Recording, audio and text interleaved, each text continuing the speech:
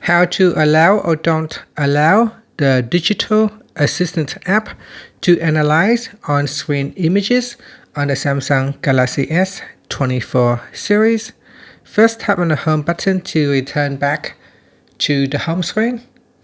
And on the home screen, swipe down at the top, then tap on the settings icon. Next, in the settings page, scroll down and then tap on apps. After that, we tap on choose default apps. Then go down and tap on digital assistant app.